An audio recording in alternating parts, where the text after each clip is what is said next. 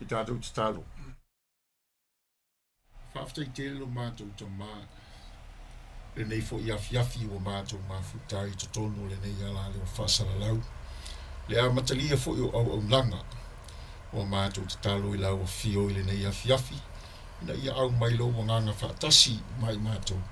Ina ia mātou whaia le ngā luenga I te tau malau o fio. O mātou mumu atu I ati oi. Le a fo I se upu o e fo ina. E mawhai o na mātou whaalongolongo ai. E tu solo whetalai mai. O te talo o ngā ngapa ia ina ia momoli le Samali. I loto mwhina ngalo lo o te nuku o Samoa. Ia anga lei mawhaamuia. Ile nei ofisa whaasana lau. Ai maise le Tapuaiga o auna te tofi. Ma le pa ia mawalunga. O sio tātou atu nuku ile nei afiafi. Ia fo I atu le vi inga I ante oe. O no lo lava suafa Yesu. Ameni.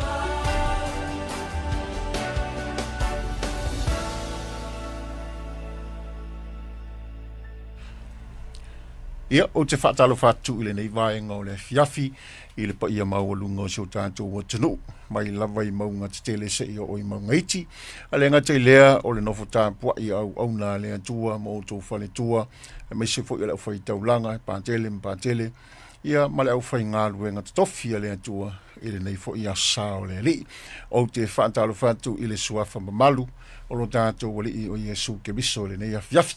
Ma ua fo i le awa noa e mwhai e fo i ona au na atu i le nei pō, i le whai ngā lotu, i le tatala ina aloa ia fo i o ngā luenga fo i o le nei Afiafi, i le tātou wala leo nei o le PMN Samoa, ia vi i ale atua i lo nanga le lei.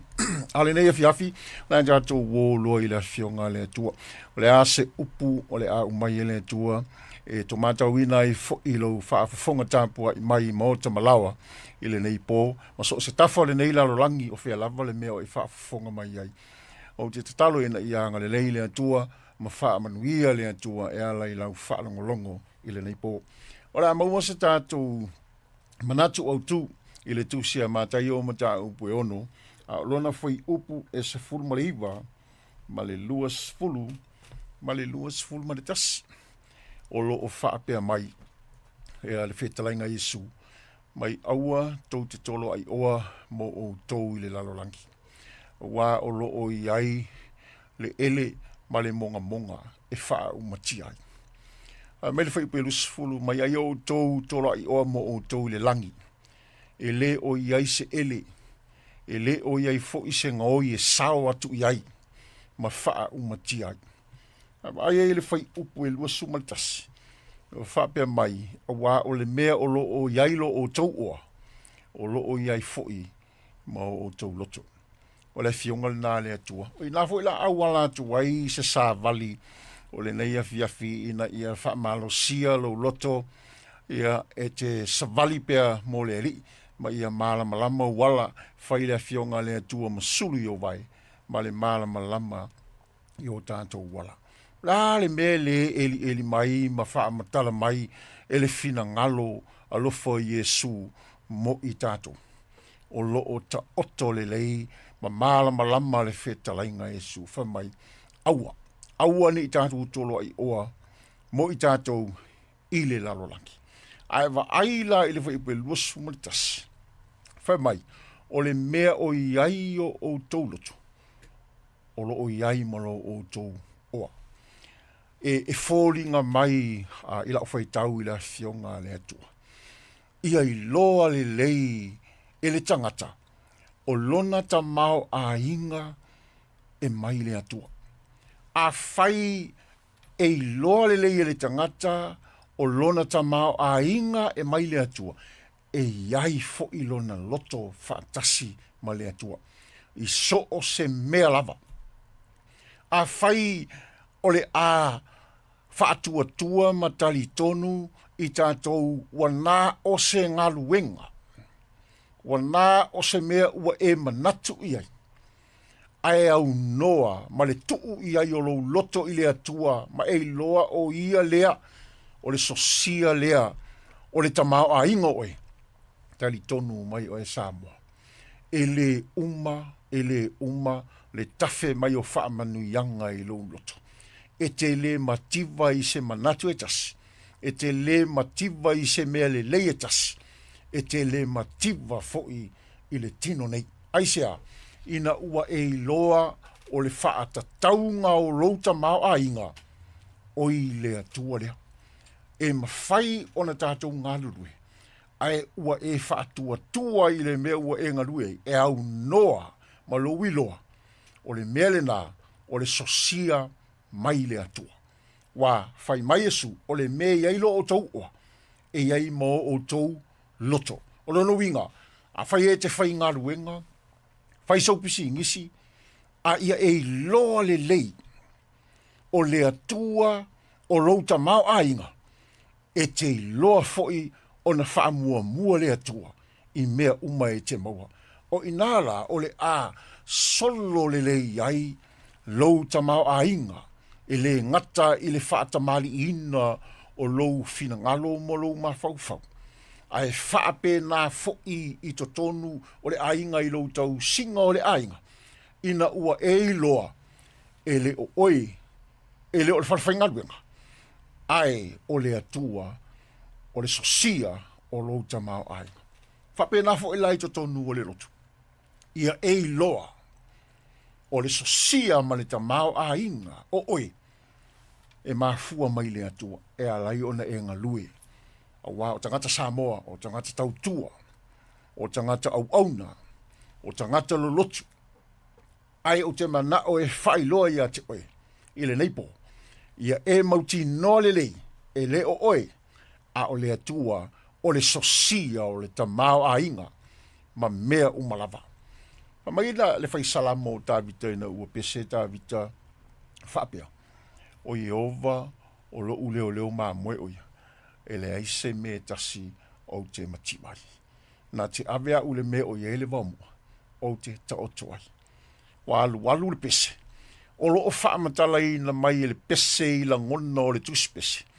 Le matautia ma le tamau a inga o le atua lea tātou te au na iai. Tātou toi o la i le amatanga. I lona lofa tū noa ia i tātou. Ina ua whaavae ina i le atua le lalangi o le tala le tusi. Na ia whaia le pouliuri. Na ia whaia le au. Tu uri tua oi e vā e le pō ma le au. Ona o lona lofa i ante oi. E whao ngā aile pō e te malolo a o le au e te ngalue ai. O ina e te tari tonu ai. O loa tua, o le sosia o mea umalawa. Na ia whaia le whaapotopotonga o vai, na ia tuu le tua oi ai le sami ma le ele mātutu. O ina e te iloai, o nei mea uma, na whaia le atua o na o ia o le sosia o le whaamanianga. O lea fo i la ua tautala mai esu, ia tātou tolo ai oa mo le langi. O whea e whanau wailo tamau ainga, e whanau ina ua e tonu, o le atua, e mai le atua, e to e foi i le atua. E to a tele foi nisi o le lalolangi nei, ua whaale tonu le whainga malanga, ona ua nau tele. Ua atua i le mea ua talitonu iai, ai ngalo ai, o le atua le mafuanga.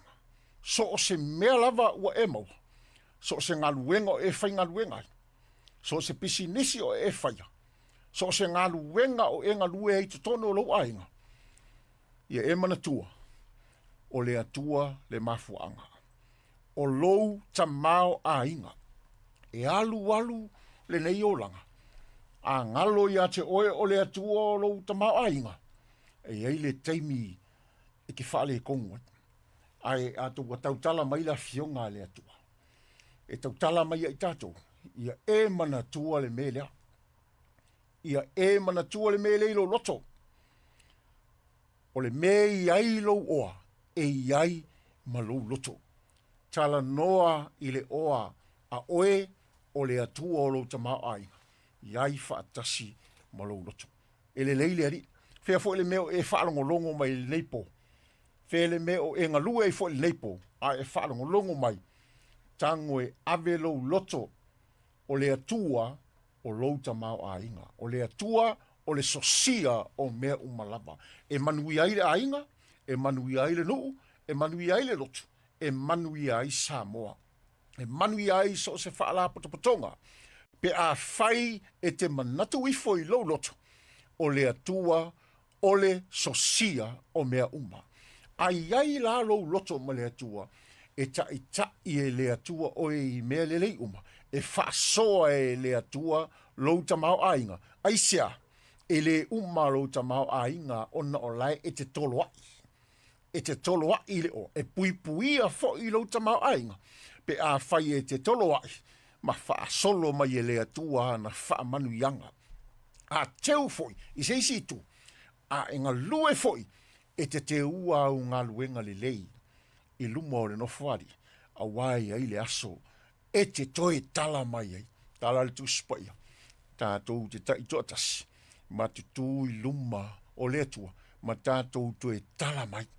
Le ase mea ua e te ua, le ase ngā luenga le lei ua e te ua, e mawhai ona e toi tala mai, a wā e lenga o ia e sesi, mea le lei ua e whaia. Mai pese a tā vita i nā tofo ia o tō, ma ia o tō iloa, e le lei le ali. E whapewhea ona tātou tofo ina le atua. Whātua me e talitonu, ma e tango e whātino le upua le atua. O le upu, o le taiala, o le solo ia i tātou, e mawhai ona tātou whai ai mea uma, pe a whaalango e le whātonunga le atua.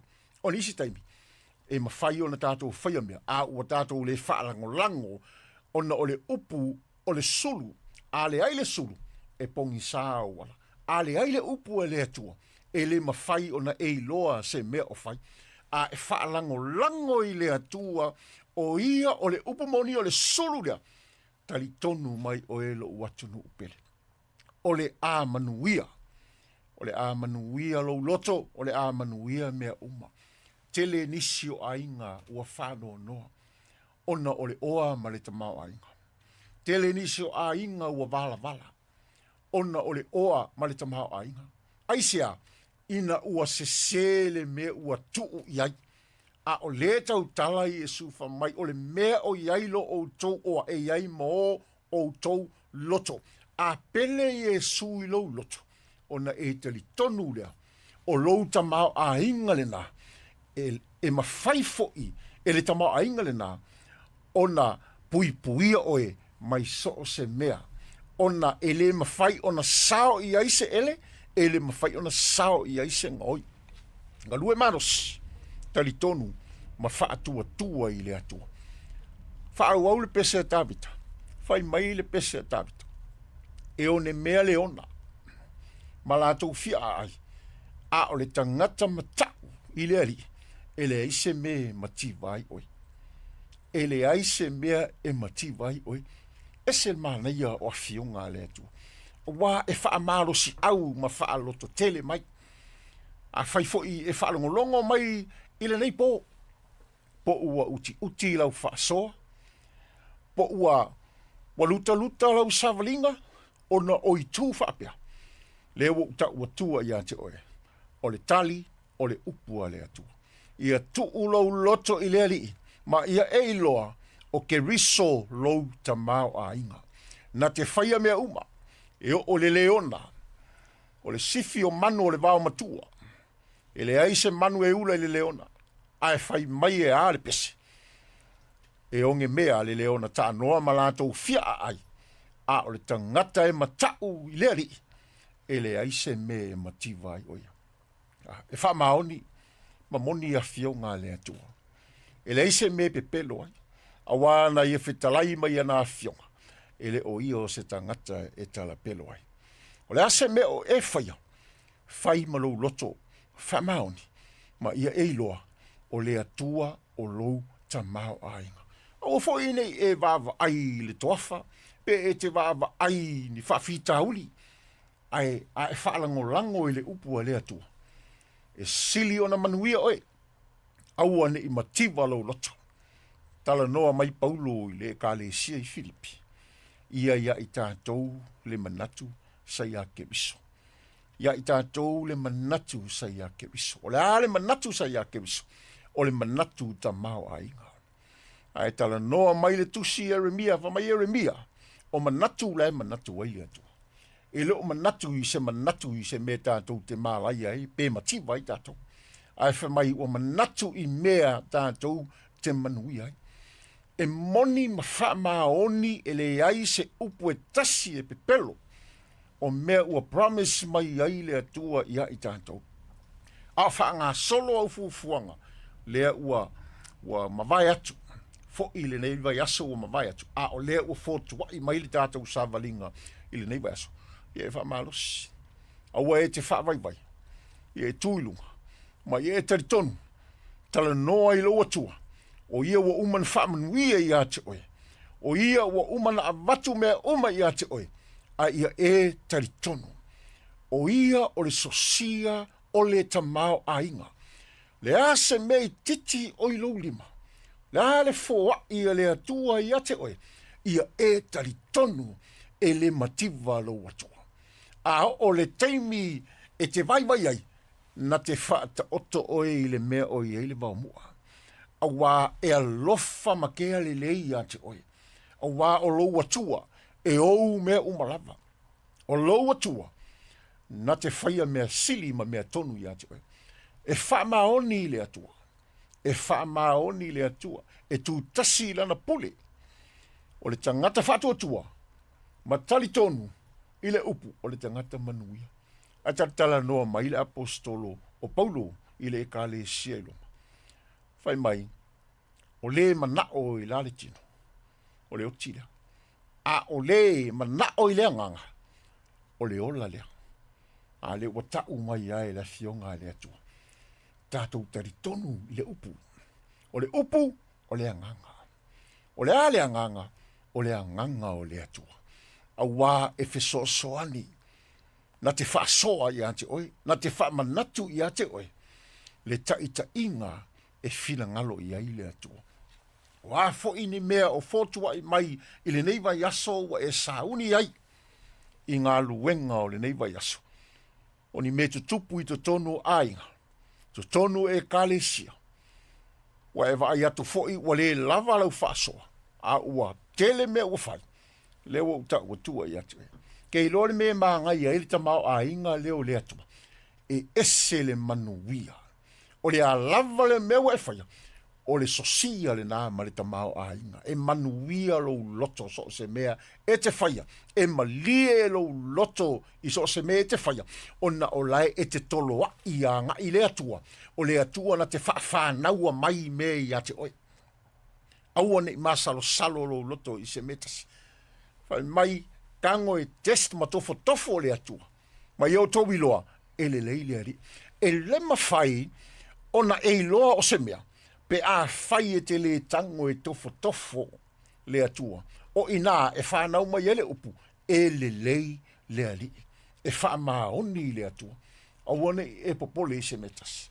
Ai e whaatua tua ma e te talo. E te toa tuli ifo i au tuli vai.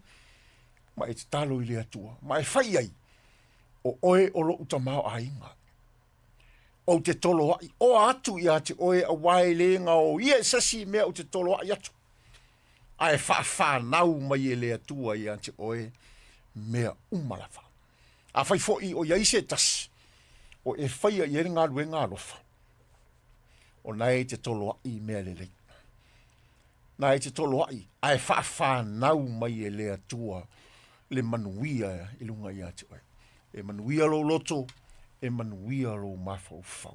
Le lofa tu no le atua i ai lunga i ate oe. Le whaafafonga se o tātou ua tunu. Ta whai whao le neila lo langi. A whai fo i e whaalongolongo mai. Ua iese me ua e le fia ai. Pe iese me ua tupu i te tonu le ainga. O le a lava se whaafita auli o tupu i ate oe. Le ua uta ua tua i ate oe. E sili o nā lofa le atua i ate oe. O lona tamau a inga e le mativa i ate oe. E le mativa i se manatu. E le mativa i le alofa, e le mativa i le loto whaamangalo, e le mativa i le file mu, e le mativa i le whaamaoni. E tamau a inga le atua. E tamau a inga le nofua li o le atua. O la fo i vai aso, pesa i eise si safa, i ese mea wa e ti ngai. Pesa i eise si safa, i ese mea wa e le fia i lava. Po le whanau foi, po ti ngalo loto, a whai fo whalonga tāre whanau lela o tau tua i ati oi. O le sosia leo le tamau a inga le alu i ailo loto. Na te wha manuia i ati oi mea uma. A wā o ia na au mai ai. Mai ate ia. E toi foi i ate ia. Le atunu upele Samoa. I lau whaafonga anga i leipo. Ia anga le leile atu wha manuia i ati oi. Ngā luenga foi le amateino le neiva yaso. Ia nga le leile atua mwhaamnuia i ante oe i ngā luenga whai. Tiute ma whaiwa o le atunu. Ai le ngata i leo si o tātou malo Samoa. Anga le lei, ta talo mono tātou malo. Ta talo le tasi mo le tasi. Tātou maua le fia ma le file mu moni o le atua. Anga le lei fo i le atua. I le ala leo nei, whaasalalau. whaafitai mo le wala ulia, ia whaamanuia le nei au nanga i le suafa o leli, ia manuia foi o Samoa, i lau whaafafunga Tapuaiga mai le nei afiafi, ono le suafa o Iesu. Ia whaafitai o le atua le nei po, o utatalo, ina ia e anga le lei lo atu nuu o Samoa.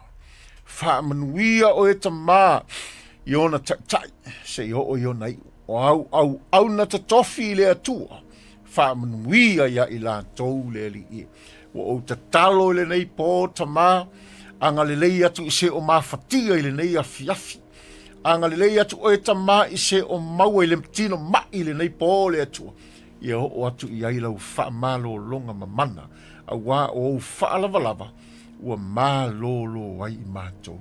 Ua utatalo le li i ai o ngase, maota o tangata mātutua, mātou ta māmatina. Ia o atu le li i lo file mu malau whaamalo longa mamana ia i lato. Ia fo i atu le vi inga i anti oele nei po, ono o le suafo Iesu. Amene ma amene.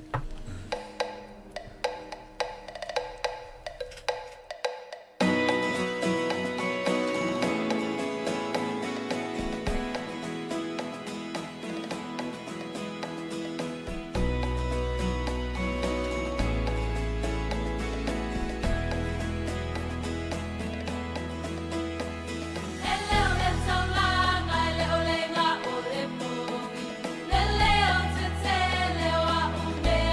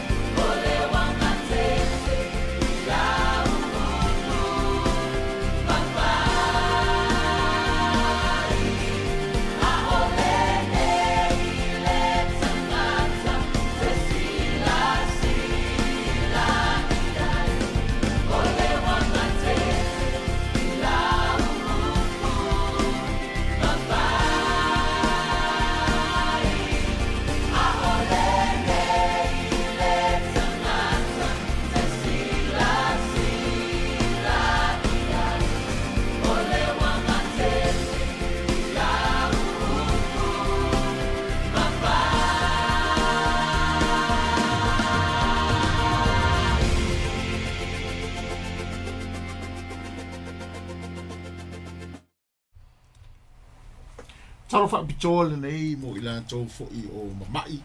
Mai se fo'i se tau whaamuia mo lātou o tunu. Lātou fo'i o loo whaata o tolia. I le whalefu mo le a fulu o tōwhanga. Ia le tau whaapitoa nei mo lātou. I le suafa o le tōle tamā le alo mo le ngāna pa ia. Whaafitai tele I o whaalawalawa Yesu. Whaafitai lau whaamalo longa I le pa ia o se o mātou watunu o Samoa I tamā matina matatua se ia o lava ia mātou whanau I le suafa o Yesu ke riso le Nasareta. Whaafitai tele I lau whaamalo longa. A wā ua mātou tali tonu le atua I ate oe. O umana e whaamalolo ina I mātou I le mawhau le tino ma le anganga a o le whaatua ma le talitonu I anti oe mana tua fo'i anko fui mono o lo whaata o tolia le ayo ngase ia anga le lei atu ia fui alo le atua le nei Afiafi mana tua ia pasina Isara le atua anga le lei atu mana tua mase semi saliloni sen o lato uma le atua mana tua le fine ia salua o lo maua fo il tino mai tama in the name of Jesus I pray whaamanuia le atua I lau whaamalo longa ia I lātou. Ia fo I atu le viinga ia te oe. O se o Yeso na ta o tonga I le whale mai I le mana o le suafa o Yesu ke riso le Nasareta. Ia o atu lau whaamalo longa ta maa a wā o oe te iai mea umalava. Whaamanuia I whaaulu longa se o mātou atunu o Samoa. Se ia o se au pito iti le atua. Whaamanuia I le nei ala leo whaasalalau le atua. Ua whaonga ina e matu wailau upu le nei po, ia fo I atu le vi inga o no Yesu. Amen. Amen.